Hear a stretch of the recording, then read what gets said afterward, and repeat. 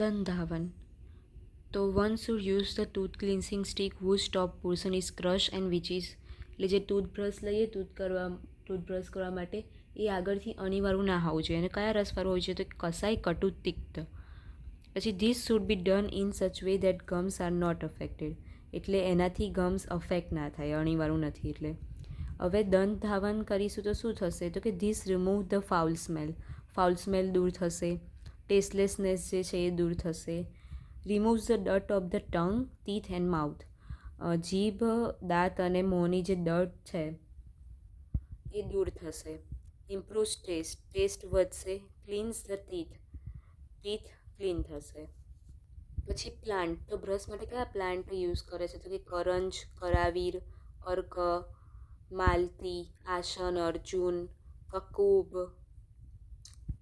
આમાંથી જે યાદ રહે કરંજ, અર્જુન છે, પછી કકૂબ છે, અર્ક છે, કરાવીર. તો આ થઈ ગયું દંતાવન. હવે બીટર લિપ ચ્યુઇંગ. તો કે વન ડિઝાયર ઓફ વૈસધ્ય, ક્લેરિટી જોતી હોય, ટેસ્ટ જોતો હોય અથવા તો સુગંધ જોતી હોય તો શું ચ્યુ કરવું જોઈએ આપણે તો કે ફ્રૂટ ઓફ જાતિ, એક આવે ફ્રૂટ એ, અથવા તો લવંગ. પછી શું યાદ રહેશે સૂક્ષ્મ એલા, એલામાં આપણે મુખવાસ તરીકે બી લઈએ છીએ. પછી ફ્લાવર સ્ટોક ઓફ તાંબુલ એન્ડ ધ એક્સ્ટ્રેક્ટ ઓફ કપૂર. આ ત્રણ યાદ રહેશે, સૂક્ષ્મ એલા, ફ્લાવર સ્ટોક ઓફ તાંબુલ એન્ડ કપૂર.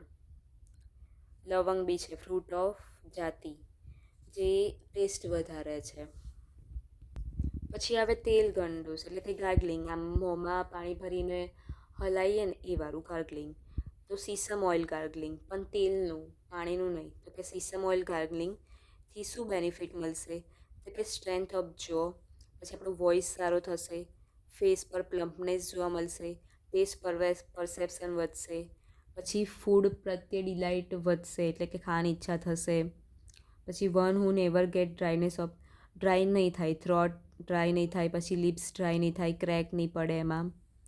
પછી ટીથ બી એકદમ સ્ટ્રોંગ રહેશે અને ડીપ રૂટેડ.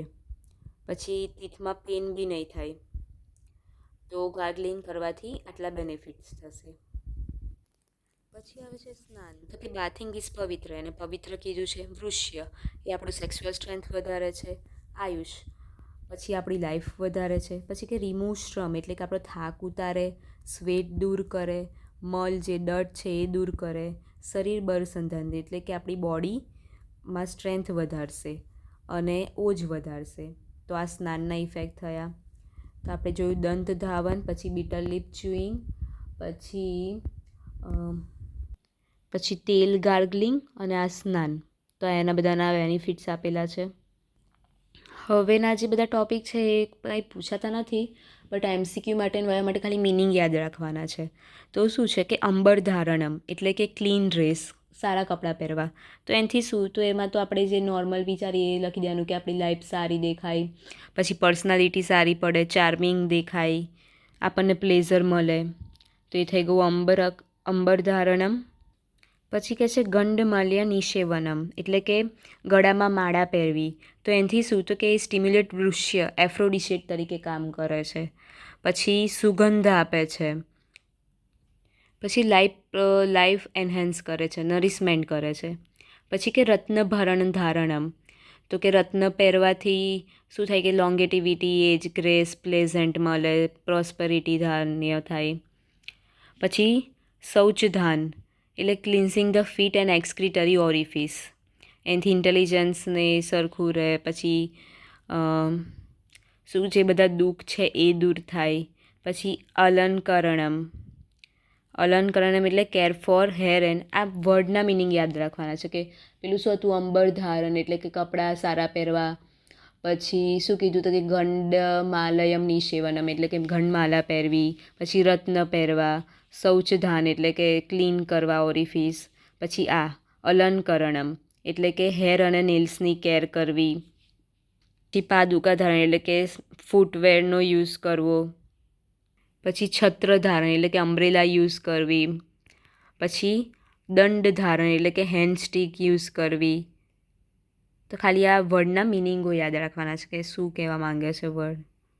અને પછી ખાલી એક એક્ઝામ્પલ આપું છું કે નગરી નગરે શિવરથ, કે કોઈ બી પર્સને ખુદની બોડીનું આવી રીતે ધ્યાન રાખવું જોઈએ.